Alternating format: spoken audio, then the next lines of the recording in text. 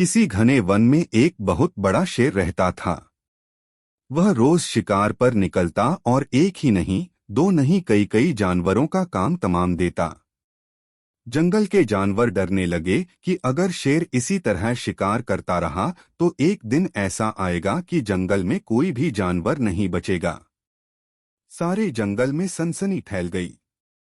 शेर को रोकने के लिए कोई न कोई उपाय करना जरूरी था। एक दिन जंगल के सारे जानवर इकट्ठा हुए और इस प्रश्न पर विचार करने लगे। अंत में उन्होंने तय किया कि वे सब शेर के पास जाकर उनसे इस बारे में बात करें। दूसरे दिन जानवरों के एक दल शेर के पास पहुंचा। उनके अपनी ओर आते देख शेर घबरा गया और उसने गरजकर पूछा, क्या बात है? तुम सब यहाँ क्यों आ रहे हो? जानवर दल के नेता ने कहा, महाराज, हम आपके पास निवेदन करने आए हैं। आप राजा हैं और हम आपकी प्रजा।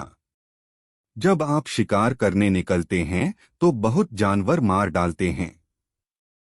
आप सबको खा भी नहीं पाते। इस तरह से हमारी संख्या कम होती जा रही है। अगर ऐसा ही होता रहा तो कुछ ही दिनों में जंगल में आपके सिवाय और कोई भी नहीं बचेगा। प्रजा के बिना राजा भी कैसे रह सकता है? यदि हम सभी मर जाएंगे तो आप भी राजा नहीं रहेंगे। हम चाहते हैं कि आप सदा हमारे राजा बने रहें। आपसे हमारी विनती है कि आप अपने घर पर ही रहा करें। हर रोज स्वयं आपके खाने के लिए एक जानवर भेज दिया करेंगे। इस तरह से राजा और प्रजा दोनों ही चैन से रह सकेंगे।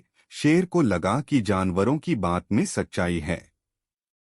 उसने पल भर सोचा, फिर बोला, अच्छी बात है, मैं तुम्हारे सुझाव को मान लेता हूं। लेकिन याद रखना, अगर किसी भी दिन तुमने मेरे खाने के लिए पूरा भोजन नहीं भेजा तो मैं जितने जानवर चाहूंगा मार डालूंगा। जानवरों के पास तो और कोई चारा नहीं। इसलिए उन्होंने शेर की शर्त मान ली और अपने अपने घर चले गए। उस दिन से हर रोज शेर के खाने के लिए एक जानवर भेजा जाने लगा। इसके लिए जंगल में रहने वाले सब जानवरों में से एक एक जानवर बारी बारी से चुना जाता था। कुछ दिन बाद खरगोशों की बारी भी आ गई। शेर के भोजन के लिए एक नन्हे से खरगोश को चुना गया। वह खरगोश जितना छोटा था उतना ही चतुर भी था। उसने सोचा, बेकार में शेर के हाथों मरना मूर्खता है। अपनी जान बचाने का कोई न कोई उपाय अवश्य करना चाहिए और हो सके तो कोई ऐसी तरकीब ढूंढनी चाहिए जिसे सभी को इस मुसीबत से सदा के लिए छुटकारा मिल जाए। आखिर उसने एक तरकीब सोच ही निकाली। खरगोश धीरे धीरे आराम से शेर के घर की ओर चल पड़ा। जब वह शेर के पास पहुंचा तो बहुत देर हो चुकी थी। भूख के मारे शेर का बुरा हाल हो रहा था। जब उसने सिर्फ एक छोटे से खरगोश को अपनी ओर आते देखा तो गुस्से से बौखला उठा और गरजकर बोला, किसने तुम्हें भेजा है? एक तो पिद्दी जैसे हो, दूसरे इतनी देर से आ रहे हो। जिन बेवकूफों ने तुम्हें भेजा है मैं उन सबको ठीक करूंगा। एक एक का काम तमाम न किया तो मेरा नाम भी शेर नहीं। नन्हे खरगोश ने आदर से जमीन तक झुककर, महाराज, अगर आप कृपा करके मेरी बात सुन ले तो मुझे या और जानवरों को दोष नहीं देंगे। वे तो जानते थे कि एक छोटा सा खरगोश आपके भोजन के लिए पूरा नहीं पड़ेगा, इसलिए उन्होंने 6 खरगोश भेजे थे। लेकिन रास्ते में हमें एक और शेर मिल गया। उसने 5 खरगोशों को मारकर खा लिया। यह सुनते ही शेर दहाड़कर बोला, क्या कहा? दूसरा शेर? कौन है वह? तुमने उसे कहाँ देखा? महाराज, वह तो बहुत ही बड़ा शेर है, खरगोश ने कहा। वह जमीन के अंदर बनी एक बड़ी गुफा में से निकला था। वह तो मुझे ही मारने जा रहा था। पर मैंने उससे कहा, सरकार, आपको पता नहीं कि आपने क्या अंधेर कर दिया है। हम सब अपने महाराज के भोजन के लिए जा रहे थे, लेकिन आपने उनका सारा खाना खा लिया है। हमारे महाराज ऐसी बातें सहन नहीं करेंगे। वे जरूर ही यहाँ आकर आपको मार डालेंगे। इस पर उसने पूछा, कौन है तुम्हारा राजा? मैंने जवाब दिया, हमारा राजा जंगल का सबसे बड़ा शेर है।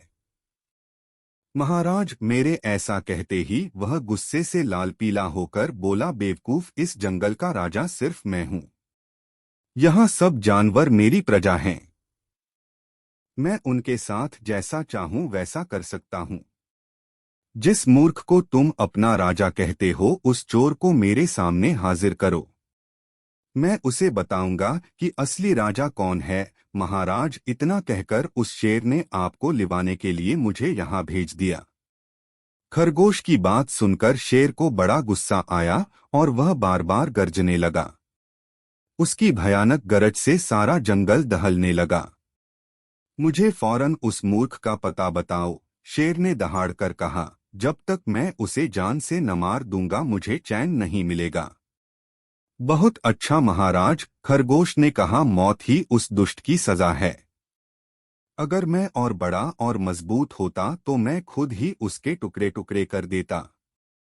चलो रास्ता दिखाओ, शेर ने कहा। फौरन बताओ किधर चलना है। इधर आइए महाराज, इधर। खरगोश रास्ता दिखाते हुआ शेर को एक कुएं के पास ले गया और बोला, महाराज, वह दुष्ट शेर जमीन के नीचे किले में रहता है। जरा सावधान रहिएगा। किले में छुपा दुश्मन खतरनाक होता है। मैं उससे निपट लूंगा। शेर ने कहा, तुम यह बताओ कि वह है कहाँ? पहले जब मैंने उसे देखा था तब तो वह यहीं बाहर खड़ा था। लगता है आपको आता देखकर वह किले में घुस गया। आइए मैं आपको दिखाता हूँ। खरगोश ने कुएं के नजदीक आकर शेर से अंदर झांकने के लिए कहा। शेर ने कुएं के अंदर झांका तो उसे कुएं के पानी में अपनी परछाई दिखाई दी। परछाई को देखकर शेर जोर से दहाड़ा।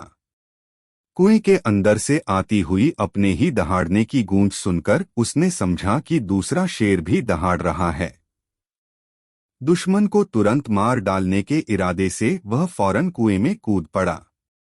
कूदते ही पहले तो वह कुएं की दीवार से टकराया, फिर धड़ाम से पानी में गिरा और डूबकर मर गया। इस तरह चतुराई से शेर से छुट्टी पाकर नन्हा खरगोश घर लौटा। उसने जंगल के जानवरों को शेर के मारे जाने की कहानी सुनाई। दुश्मन के मारे जाने की खबर से सारे जंगल में खुशी फैल गई। जंगल के सभी जानवर खरगोश की जय जयकार करने लगे। सीख, घोर संकट की परिस्थितियों में भी हमें सूझबूझ और चतुराई से काम लेना चाहिए और आखिरी दम तक प्रयास करना चाहिए। सूझबूझ और चतुराई से काम लेकर हम भयंकर संकट से उबर सकते हैं और बड़े से बड़े शक्तिशाली शत्रु को भी पराजित कर सकते हैं।